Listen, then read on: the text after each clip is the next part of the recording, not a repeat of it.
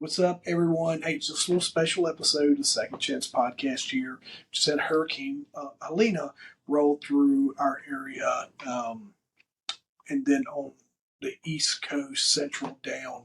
And it has affected our friends and over in Western North Carolina and other parts of Virginia, North Carolina, Georgia, South Carolina, Florida.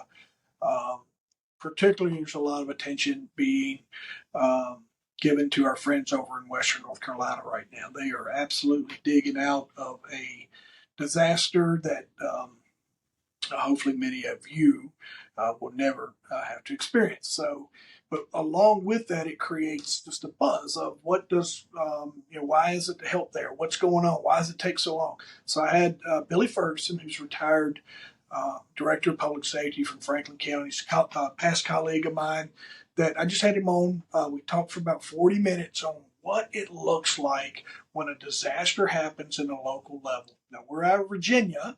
We're going to talk you through what Virginia looks like. We're going to talk you through kind of what some of the donation and some of the just the process of why sometimes you want to give and sometimes it's hard to give during these times. It's because the folks that are getting it have to be able to receive it and receive it positively. So we speak to a lot of that. This is a time when this may fall and may hit some emotions because everybody wants to help, and I get that. And I totally understand that. Billy is someone that you can lean on. He's also going to talk about leaning on your local fire chief and your local public safety officials that can help you navigate some more of this as well. I hope it helps. That's the whole goal of me doing this special episode, was just to try to provide some help and increase some communication on why processes are where they are, and just try to help. I'm just like everyone else. I felt like I needed to help in some fashion, and I understand the processes from working in that industry, and I understand the frustrations from working in that industry. And I just wanted to help by just trying to increase our communication and let all of you folks know what it looks like when a disaster strikes. Hope it helps. Let me know what you think. Praying for everybody involved and sending nothing but positive vibes your way.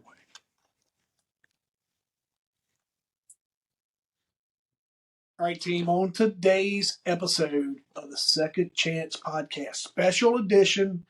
This one is being generated out of need and out of some events that's going on. We're experiencing Hurricane Helena just rolled through our area here in Virginia, and our friends south of us down in North Carolina, South Carolina, parts of Georgia, Florida has all been affected with this. So I have reached out to an old friend of mine. We go back. I met this dude in 1988 or 89. Go tell both of our ages here. And he was someone that when I walked into public safety, he was the captain of the volunteer rescue squad. And he served as a mentor for me over the years through my EMT and public safety career. And then we've remained friends through my law enforcement. And even to this day, Billy Ferguson is with us, and he is a 43-year public safety veteran. And I'm excited. He's going to tell you more about him, but he was a guy that inspired me to kind of chase that career in as an EMT and try to further into the advanced ALS, as we call it, paramedic, cardiacs, intermediates, whatever your state calls them. This is one of the guys that helped inspire me to kind of chase that dream when I was 15, 16 years old. So today, what we're going to talk about is there's a lot of noise. There's a lot of noise on why I can't ship my water in, why I can't volunteer, what does help look like, why ain't the federal government here, where's the state, why is the local guy, what is going on? And Billy is one of these guys that has experienced all aspects of responding to events of that get designated as a disaster. And it's more than just saying, oh, there's a flood. There's a process that goes through, and I've invited Billy on here today to help us talk about this and just help us clear out the noise and just have a great conversation about what this process looks like. So, Billy, thank you for taking time out of your busy day to come on here and just help our guests and the rest of the world that's going to find this podcast through future incidents that they're going to Google hurricane, why, this, that, and the other, and hopefully this content will be living out there for them to learn from. So, Billy, welcome. Glad you're here, brother. All right, thanks, Jeff. Man, you said in 43 years. That sounds like a really, really long time, and I must be really, really old. But, I didn't tell him you got started when you was 10. Yeah. Right there. Thank you, Jeff. And I have been involved in public safety 43 and a half years. I remember walking into the local volunteer rescue squad on June 4th, 1980. Walking in there, and I was 2 days short of graduating from high school, and walked in there, and I guess I'd always had a little interest in this kind of work, going back to the old emergency days with Johnny Gage and Roy DeSoto, and doing that, and starting about the 9th or 10th grade is when I really started getting interested in it. But at that time, it was in this part of the state. It was all volunteer organizations, so I never had any kind of inkling that I can make a living at doing this. So once, as I went through high school, I wanted to be in fire and EMS, emergency man. Oh, then it was just fire and EMS. I don't even know if emergency management existed then, or at least not in our little corner of the state there.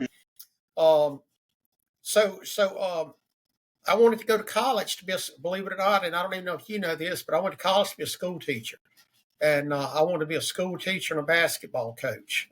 That's what I went to college for, and then April of my senior year, I got a job at a local fast food restaurant, and one of the guys there that I work with was a volunteer with the local rescue squad, and me and him quickly became friends. And you know how it was back in those days. You may go to the call on the ambulance, or you may go on your private car. And when he went on the private car, I liked to go with him. And so I would ride with him a lot of times, and we got to hanging out at the building. And I thought, well, this is kind of super cool.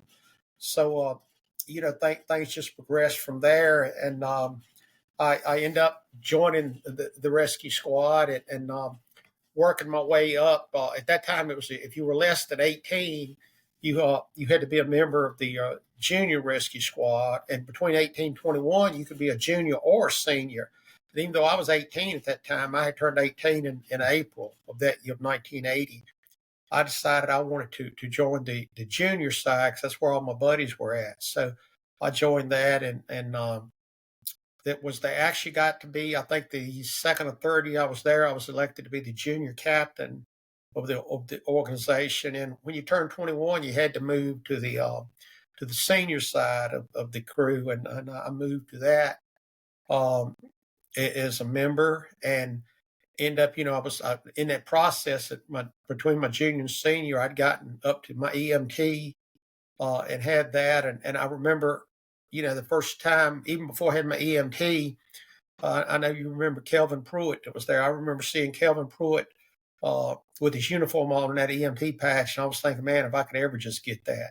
Yeah. So I got my EMT, and then, at that time in our area, BLS was all it was, unless you lived in a metropolitan area that they didn't really have that, any advanced life support. For the folks that are listening, BLS, basic life support, you're just providing a little more than first aid, but you're not able to do IVs and breathing, advanced, what we call breathing techniques, like where they put the tube down the throat. Just speaking very layman here for the folks that's going to listen to this, but that's what Billy's talking about, BLS.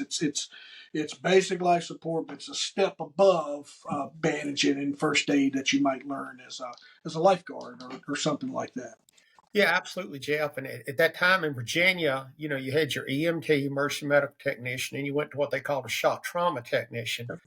That's no longer certification in Virginia, but it kind of got into starting IVs or intravenous medications to replace blood loss, and also as an avenue to give certain pharmaceutical treatments. And we had about 2 or 3 different drug interventions we could give. And then the next step up at that time was called a cardiac technician. At that time, they gave you a few more toys in your toolbox, more drugs that you could give for different things, cardiac meds, meds for overdoses, meds for diabetes, stuff like that. And you also learn to read a cardiac monitor. That was probably the hardest part I had of all of my things, learn how to read that cardiac monitor. And then I actually stopped there and stayed there for about 3 years. And I remember another gentleman that was a paramedic here at that time. He had gotten his paramedic through the first paramedic class, and at that time I kind of like, well, I'm not going to go any further. I'm just going to stop right here. And at one time it even crossed your mind that I'll drop back to an EMT, and I still get to run the calls. I still get to do the fun stuff, and I don't really want all this liability of going higher. And I remember me and him having a conversation, and he told me, if you ever let it drop back, you'll regret it the rest of your life. And so that kind of stuck with me. And I went and got my paramedic, and I got my paramedic in, I believe it was June or July of '86. I know it was '86, and I think it was June or July. And I still hold that certification as a paramedic. And along the way, I had several jobs, I call them. And in 1990, July of 90, I got hired as a career paramedic in Franklin County, Virginia. And ironically, I was the very first paramedic that was hired. In March, so don't just praise, don't just kind of jump over that. You're the first public safety. You were hired as the first paid paramedic in Franklin County. Right. Yeah. And so in March of that year, the local governing body made a commitment to hire 4 paid, or careers, we've always referred to them, providers at their March monthly meeting. And I was fortunate enough to apply for that job, apply for one of those 4 jobs. And I got one of them. And just for coincidence, the way the interview dates were set up, mine was just first. Yeah. It wasn't that I had any more training than anybody else or was any smarter than anybody else. It was just the first one. And I was hired. Then the second one was hired a couple weeks afterwards. And then the third and fourth ones were hired about 3 months afterwards. And stayed there until April 1st of this year. I was going to say, you progressed through your time there as you probably went in as what would be a senior paramedic or somewhere in that because of your experience level, but you ultimately rose to be the director. Yep. You ultimately you retired as a director of public safety there in Franklin. And how long did you serve as director? I was director for 6.5 years. I assumed the directorship on July 1st of 2017. I'm sorry, June 1st of 2017. And I retired officially April 1st of 2024. So it was a little over 6.5 years. 6.5. So we're going back from 80 until what, this year? This year, yeah. 1980 this year. So, we tell you all that for the folks listening. We tell you all that because, I tried to, when we're going to have someone's going to speak to something that is this, what can be sensitive of an issue. I wanted to have someone on here who knows what we're talking about. And what started this, just for all the listeners that knows, that as I scroll and as I talk and as I listen to different folks, is there is just a lot of congestion. There's a lot of confusion. I screenshotted Billy a post that I had seen earlier about people complaining about how donations are being turned away during these folks' times of needs, and just different noise. And sometimes that it just creates a negative atmosphere for everyone, especially when you're a responder trying to help, and then especially when you're the people that need help. And my question, Billy, is when you get into this situation, when you have this event, this disaster event, what does that look like from asking for help from that local level all the way up to where the federal designations. And I'll plug in a couple things from just where I do some business coaching and things along those lines, where part of our service area has um, there's been some designations for some of the counties just to get federal assistance or whatever, but that just didn't happen because of whatever. There was a process, and I'd love to hear you kind of walk us through if this happened in Franklin County. Billy, as the director of public safety, how is like what does that look like? Yeah, Jeff, let me regress a little bit back to my duties as director of public safety. As part of that duties, all that stuff spun out, not just EMS, but the fire, emergency management, hazardous materials, and all that. And in Virginia, the emergency manager is actually or the emergency coordinator is either the county administrator or the city manager. But most of the time that's delegated down to either fire chief or director of public safety, depending on how your system is set up. So that was spun down to me, and I did get to manage several large incidents. The derecho, which came before I was director, but I was placed in a position to manage that. I managed a lot of people heard about the reporters that were shot live on TV. I managed that. Hurricane, I believe it was Francis Michael. I was in on. So you're spot on. It's with everything there is a process, and one thing that I think this goes back to in all my career, I've never taken a class that when they ask about what are some of the things that we could do to improve the outcomes, I've never said in one that communications wasn't somebody brought up and broached that subject. So I think I've heard that a lot. I think I've said it a lot, and I think that while it's all well intentions, a lot of it is breakdowns in communications. So the first thing that I think about is going back to Katrina. When Katrina came about, all emergencies, no matter how small or how big, or local emergencies. In Virginia, if we had a tornado come through my jurisdiction right now, that is a Franklin County, Virginia problem. It ain't a Commonwealth of Virginia problem. It's not a state problem. I mean, the state is not a national problem. It is a Franklin County, Virginia problem. Until the county reaches out and says, "Hey, we need some help here," and that starts out by what we call like a declaration of emergency. Local declaration of emergency is what it's actually called.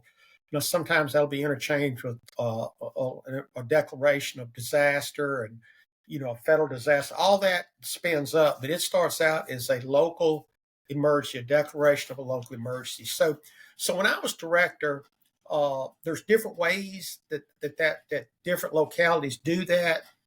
But what I did that worked very well for me, it was nothing I invented. It was just following other folks and watching them do things. Was always done a lot of prep work for that. So if they were calling for 14 inches of snow next week, I would start preparing for that this week, even though it may have been 50 degrees outside.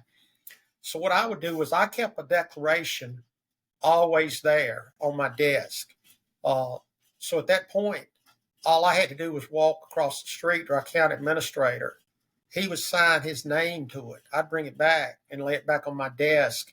And when it came time to pull the trigger on that, all I had to do was put a date on it. And it was at that time, it officially became a local declaration of emergency.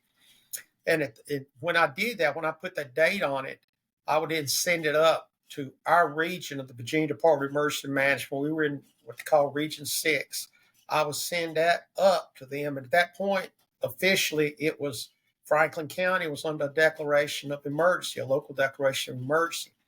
And all that filters up through your regional coordinator for the Department of Emergency Management. He would look at it, he would sign it, he would send it on up to the state, eventually up to the governor's office.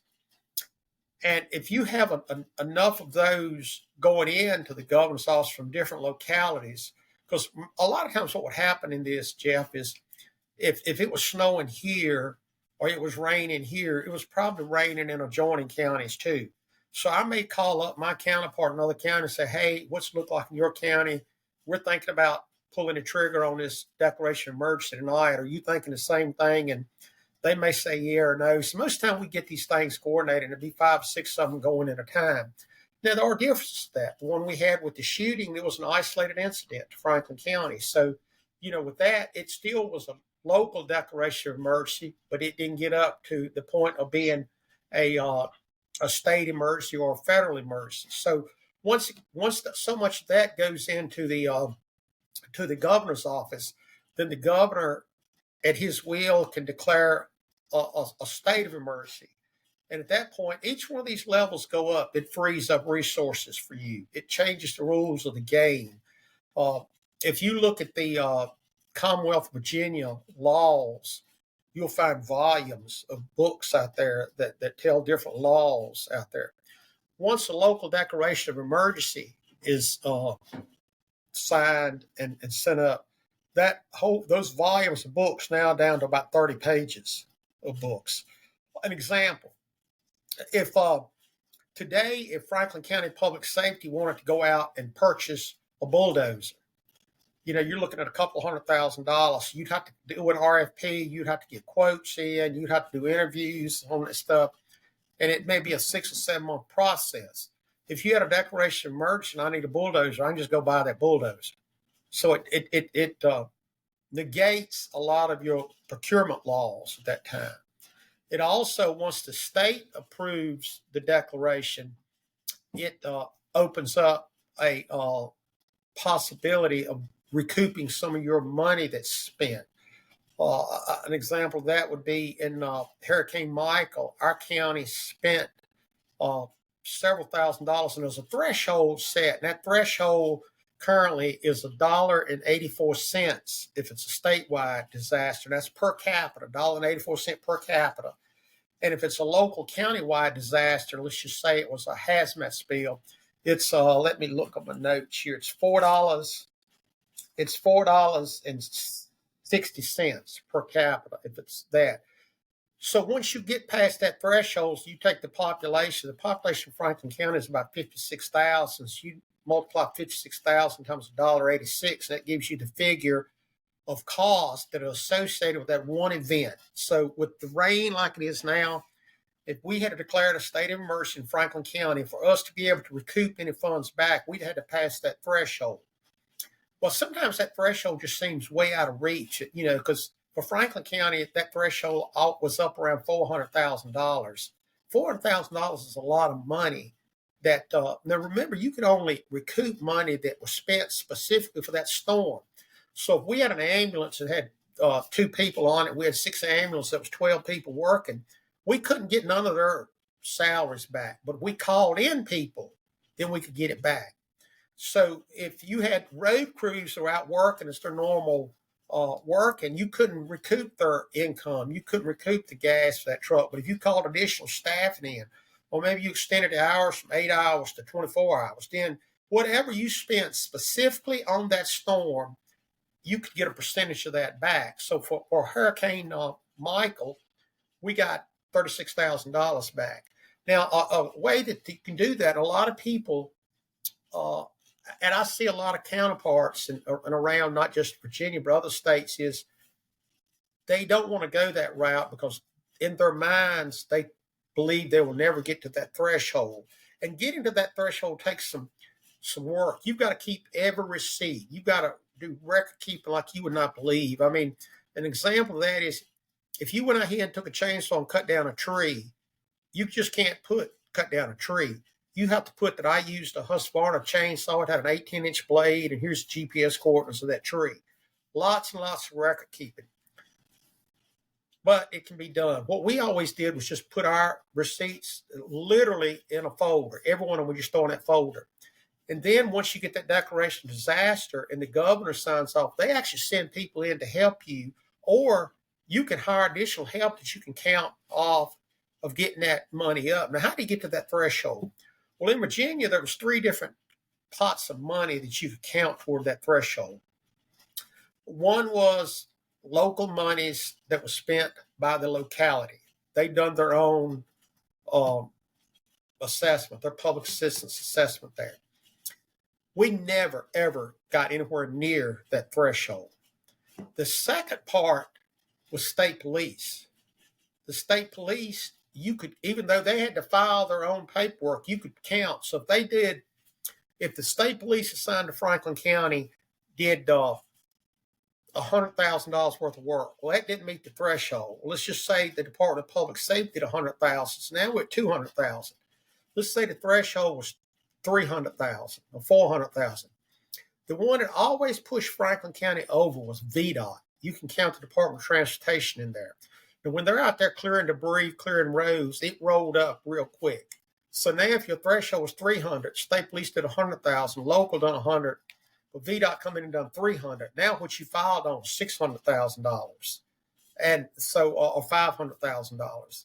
So that's what would always push you up. But there's a tremendous amount of record keeping in there, and even with that, you're looking at 2 to 3 years for reimbursement. It's not something that you're gonna turn it in today and you're gonna get it right off. But going back to how that spans up, so once it gets to the state level, and then the state pushes it to the federal level. And the federal level has a threshold just like the local did, just like the state did. And once it gets to that federal level, if it's over that threshold, like the flooding here with Hurricane Helena, you've got North Carolina, you've got Virginia, you've got Tennessee, you've got Georgia. At that time, this president will issue a declaration of disaster. And that's under the Stafford Act. If you're familiar with the Stafford Act, that's where all that comes. And now that frees up other resources. So now, I just heard today that the president's activated 1,000 active duty military to go to Asheville, North Carolina. Well, he's the only person who could do that. Now, the governor could have sent National Guard, but only the president can send. Only the president can send in FEMA teams. So once you get it spun up to that level, then it opens up a lot of resources that are coming to you, which can be is great, but it also creates another set of concerns you have to deal with. We used to do a lot of tabletop planning, and one of the things we talked about was, okay, if this event happens, then we're gonna call X city, and they're gonna send us, the cavalry. Well, just think about when it sends you the cavalry. Yeah. Where are you going to house these people at? How are you going to feed these people? How are you going to wash their clothes? You've got to have all that in there. So one of the things that happens there too is in the what you sent me, and I've seen a lot of it too, and I've seen a lot of it on social media. The one big one is there's a gentleman on there posting about a helicopter, and a local fire chief threatened to arrest him if he was doing all this stuff. So again, it goes back to communications. And I'm speaking again here for the Commonwealth of Virginia. In the Commonwealth of Virginia, any disaster like that, the local fire chief or the local senior fire officer is where the buck stops with any disaster. That's in code. That's codified in the Code of Virginia. I don't know if North Carolina's the same way, but it probably is. But everybody has a function. I mean, if you're on a baseball team and you've got a guy that's a pitcher out there, well, he may want to go help in center field, but he just can't go help in center field because that's not what he's an expert in. So a lot of times you'll have folks that are very big-hearted and very well-meaning, and they go offer it, but by offering it, it creates another set of concerns for the incident managers that are there managing that situation. An example would be, I know right now in North Carolina, I heard on one of the news channels today that they're really in need of water. Well, that's great, but when you get 5 tractor trailers that show up one day with 5 tractor trailers of water, well, where are we going to put this water at? Where are we going to store this water? How are we going to disseminate it? So it all needs to be done in a process and a formal way of doing it. Another thing you'll see a lot of times is with donations. You always see local groups. I'm seeing them here in Franklin County now. Well, let's donate stuff for this storm. Well, that's great, and I want to encourage people to do that. But make sure what you're donating is what is needed. if you have a hurricane that comes through Jamaica and we're trying to send them 1,000 coats, that's probably not what they're going to need in Jamaica is 1,000 coats. We need to send what they need. The very best thing you can send is cash. Donate cash to the Red Cross or some other reliable organization and get it in there. Billy, real quick on those, because that's where people's kind of at right now. When we say donating water and it needs to be a process, like what is that? Do we know? Is there an official chain that gets set up that says, all right, right here's where we can funnel all this through, and to where it gets to where it needs to go, and it becomes part of the solution and not part of the problem. Yeah, and thank you, Jeff, for that. The local, it's called a VOAD, and everywhere has a VOAD. It's the Virginia Organizations Active in Disasters. It's what they are. So they will manage the volunteers. They'll manage all donations coming in, whether it be monetary, food, or whatever. Some localities have their own VOAD. Some of them is regionalized, but every locality to some extent has a VOAD. If not, they will bring one in from another locality. So in this situation, Billy, we would need to look up what that's called in North Carolina, right? Right. So and I would think that the way to do that would be, let's just say that you and I wanted to get together off this call and we wanted to send, toilet paper and personal hygiene products and water to Asheville, North Carolina. Well, we would get word to our local emergency manager who would get it up to the state of Virginia, and then they would get it down to their counterparts in North Carolina. And then we would know what they needed, where to take it, how to take it, when to take it, and stuff like that. And it may take a day or two to do that. But, when I was out working a disaster, I just couldn't pick up the phone. I wasn't going to answer the phone if somebody from Charlotte, North Carolina called and said, hey, we got some water to bring you. I wasn't going to answer that phone. I didn't have time.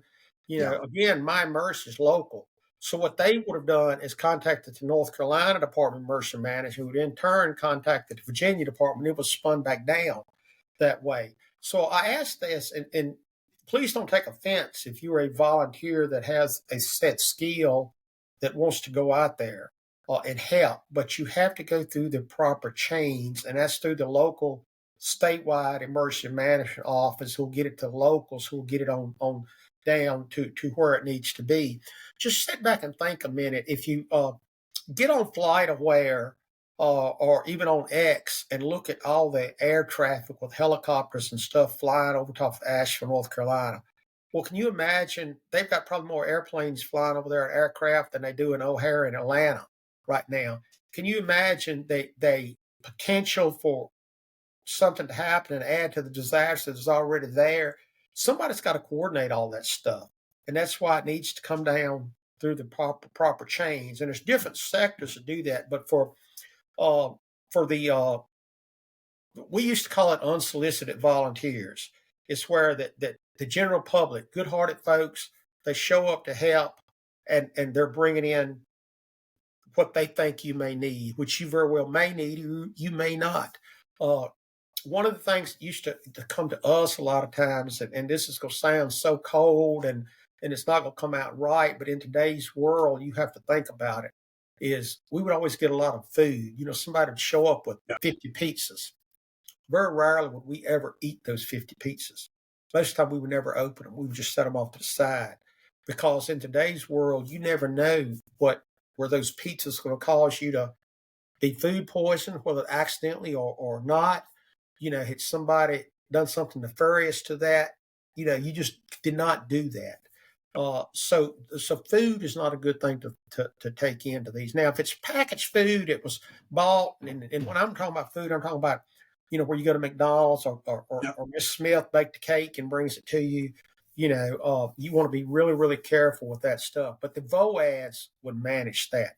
They would manage the clothing. They would manage, the water that's coming in and how to distribute that out. And then you'd also have a logistics section. So again, I digress back. I think if you truly want to help, and what would get the best bang for the buck and not have you wasting your money and your resources and your time, is to get this stuff that you want to donate to professional organizations, Samaritan's Purse, the American Red Cross, God's Pit Crew. These are organizations that I am familiar with that do this stuff all over the country. And they're very well versed at what they do. And they know the process to make this happen. It's not like, oh my God, I want to help and go there. But what happens then with that is a lot of it comes back, especially with people, Jeff, is is accountability. Whoever's the incident manager of this event in North Carolina or Georgia or where we're talking, they have to they are being held accountable for everybody that comes there. Yeah. So, how do you account for all these people if everybody's just coming in from everywhere, trying to help and trying to do great, but you don't even know who's there doing what? So I think the takeaway point is, and I will stop rambling, is that if you want to help, consider donating financially. And if you have some other resource that needs to be, then go through the proper chains. If it's Virginia, that's the Virginia Department of Emergency Management. In North Carolina, it's the North Carolina Department of Emergency Management. Reach out to those folks. If you don't know who those folks are, then reach out to your local fire chief or your city manager or county administrator, and they can direct you to who to reach out to. And I promise you that it'll go a lot smoother. It may take a little bit longer, but it'll go a lot smoother, and it will it'll be better utilized rather than, because a lot of these donations that people just take and leave, honestly, they end up in a landfill. Because they can't get distributed out in a timely manner to where they need to be. I've heard that, and I think the bigger thing here too, being on all sides of this and working in the more of a civilian capacity now. But people, when they see this, we're exposed to media, we're exposed to social media, and we see this devastation immediately. It creates this call to action, and we never want to overlook that. And we always want to be appreciative to that, but I also know, being on the other side of sometimes the consequence that comes with, and it's not too much help. We don't want to put it like that, but help has to get into the same thing. But I don't know.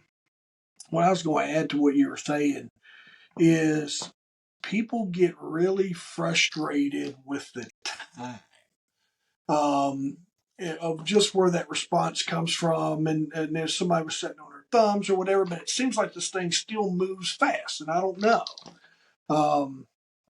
I go back to, well, I think it was Katrina in New Orleans, and there was negative around the response or whatever, but we've gotten better about how we address that. We go from an emergency, what can we do, and then to this assessment phase and things along those lines. So I do you think, through all your incidents, you get better each time through your responses? Do we got a good system in place? I think we have a good system in place, but I think the next time we have an emergency, we'll have a better system in place. Better system. And the next time we'll be better. Yeah. There'll always be learning points out there. And I want to go back to, you mentioned Katrina, and I mentioned it earlier, is all this stuff is spinning up. Katrina, the folks in Katrina took a big hit, especially at the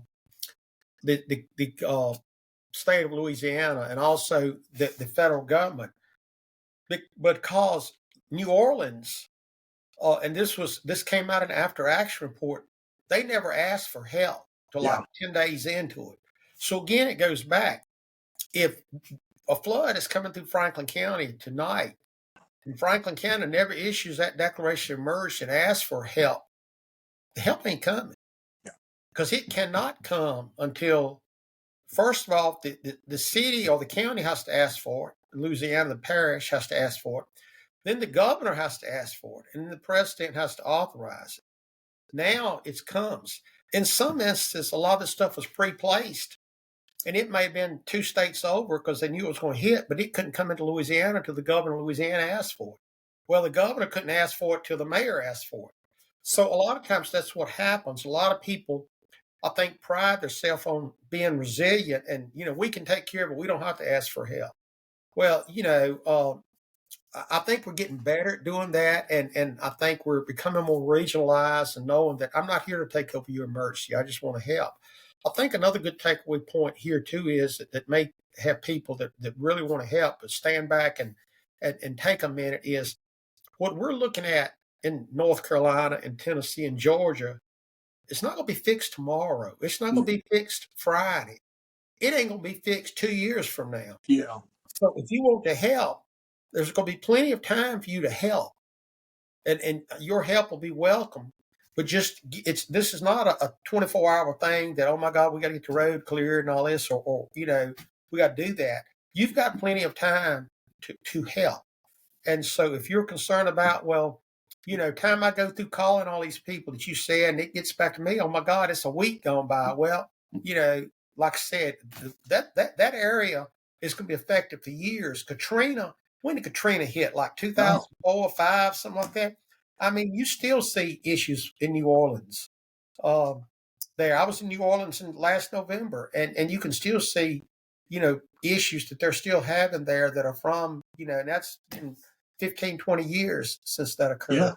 And I see that happen. You've got interstates wiped out in North Carolina. That's a lot to put back. So point is that if you want to help, there's a place there for you to help, but just do it in the right way in a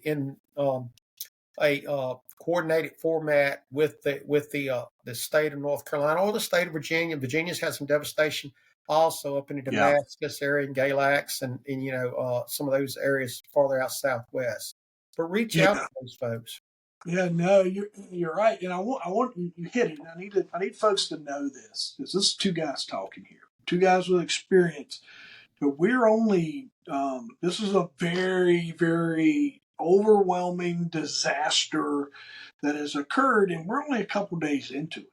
I wanted to talk to Billy on here just so people have that understanding of, you kind of over understanding of why there's a little bit of a process, because this is the point in time from the public safety side is, like you said, is stuff we can overwhelm our resources unintentionally.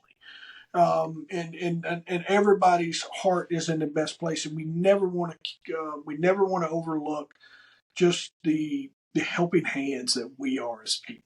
And but I think that's what I really wanted to speak to is, if we don't at this point in time where we are removed into it, is if you can attach on to the processes, if you can attach on to your local fire chief and your emergency coordinators, take their advice on getting things responded, because they're probably in every community there's probably somebody coordinating some kind of effort of getting something, getting supplies, getting whatever the folks that may be need. But I think what we speak to here is where the folks are on the ground are communicating back with our emergency folks here in Virginia and in different localities. Hey, this is what we need, and then that's getting pushed down to the local levels to where folks are like, hey, if you're going to send something, do this. What I think it also helps people realize is it gives them, they know where their stuff's going. They know it's being used to help and not just ending up in nowhere, because that's what I think you folks don't realize either.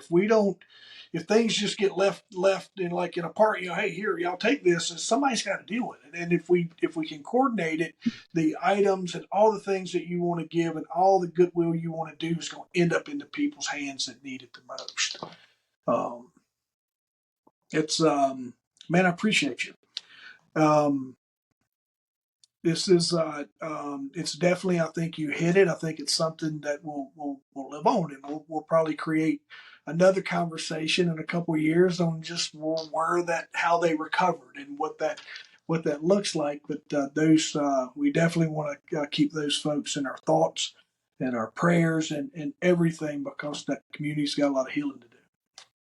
Well, you're absolutely right. You hit on one thing that I'd like to just kind of elaborate on a little bit, and how that all these pieces fitting into the puzzle, and how everybody has a job doing that. Communications has to be there. But there's people right now sitting in a command center somewhere in North Carolina that's figuring out that exit strategy. How, when all this is fixed, how are we going to get out of it? How are we going to get these roads fixed? What are we going to do when it get fixed? How are we going to? So it's just like going into battle in the military. You've got to have the exit strategy there, because sometimes getting out of the emergency is hard. It's the hardest part. It's kind of like, I used to I'll use this as a crude analogy, but I used to play guitar with some guys, and I got where I was pretty good at it. But the part that I really was terrible at was ending the song. Yeah. I could play the guitar, I could play the chords, I could play the notes, but I didn't know when to stop. There was a format to that. And I think that's the same thing here is, that there's shelters being opened in North Carolina and Virginia, and I just use this as an example. But how do you pull the trigger to close that shelter? You will have people there that's living better in that shelter than they ever lived before in their life. Yeah. You're going to have homeless people that's living there. What is the strategy for getting out of that emergency? And I think there's people there still, like we talk about how this is a long process. You will see people in North Carolina 2 years from now that are still working on this emergency. It's, and it's hard to give some parting advice on folks for preparedness, because I don't know that our friends in Western North Carolina were prepared, and because it hit with a lot of overwhelm, like a lot of our disasters do sometimes. So we weren't anticipating or what have you. And even in our area here is, where we're at, we're here in Central Virginia, and we're up to the mountains, and we don't experience a lot of tornado activity. Man, it was rocking through here with just alert after alert, and it created a lot of uncertainty. We're fortunate, way more than fortunate, than a lot of folks are, and I can't thank you enough for teaching all of us and helping all of us just kind of understand a little more about what these designations are and the process that we go through. And I think, like you said, is folks don't understand that localities just. I didn't know this either, Billy. As time went on, is we just don't. There's a process in place where you got to ask for help, and help has to be, and everybody has a part in that, and which creates sometimes a little bit of lag of. And the other thing I think we overlook is the amount of folks that are helping, and the resources that are being active that we're not seeing in media, we're not seeing in different settings, because they don't have the communications in place yet, and it's getting better. I saw where they're reestablishing their internet and things along those lines, which would be great. If someone's listening to this, Billy, and they're missing a loved one, or they're still are cut off from communications, is connecting with that state emergency office, saying, "Hey, I have a friend that lived in this area and I'm missing them." Is that the best way for them to go to try to reach into that to get information, or what's your suggestion there as we're wrapping up? Yeah, I think you're spot on there. In any disaster, there will be a family reunification center set up that they will have people there to identified, and once you contact your emergency manager, and he can get a hold of those folks, and they can get out to that family reunification center. That's tough for me to say, but get there, and they can certainly help you with that. I think that is the best way to go, because you don't want to go looking on your own, and now you potentially got another person out there that's lost or become injured or whatever. So reach out to the Family Reunification Center. And I don't know, Jeff, that, I don't have a problem with, and you may do it or you may not do it. If you give people my email address, and if there's anything I can do after we leave here to help them, because I have a lot of colleagues in a lot of states that, I may be able to connect you with, all right, here's who you need to call in Asheville or whatever. Again, the communications problems out there, I've got a friend that lives in Asheville, and I text them the last couple of days, and they haven't texted me back, and I gotta just naturally pray that they're not getting the text, not that there's something wrong. But yeah, just Well, I'll tell you what I'll do. And folks, if you're listening, shoot me a direct message. If you've listened this far, I'll include that. Shoot me a direct message, and I'll connect you versus just putting Okay. your email into my feed there. That way I can make sure it's getting to where it needs to Okay. be. So you folks, you can comment. Let me know. I'll connect with you. We're open books with this stuff. If there's anything that Billy and I can do to help just get you in the right place and speaking with the right people. And if you have questions about this and just about this process, if make sure you reach out. Like I said, when I see it, I love to help educate because I know how ignorant I can be in a lot of processes sometimes. And then when someone comes along, it's like, yes, why we do it like it. I'm like, oh, I wish somebody had told me that. But all right, so that's just kind of the whole goal here today. Um, the Second Chance podcast is all about just listening. We talk about people's second chances, and we want to send as much positive vibes as we can to our friends down south. And anyone that's been affected by this storm, and we're pulling for their second chance and just in their recovery. So thank you, Bill. Appreciate you being on, brother. Thank you, man. Hey, Billy, real quick, tell everyone you're on LinkedIn. How can we find you? And I'll keep them to your email if you need that. But what's your LinkedIn? I'm about to look that up just a second right here. I'll tell you what I'll do. Billy will give it to me. I'll put it in the show notes and I'll tag him along the way there. But make sure you give him a follow, man. Recently retired and is going to make his way into a little bit of teaching and sharing stories as well. So Absolutely. Absolutely. Appreciate the plug there.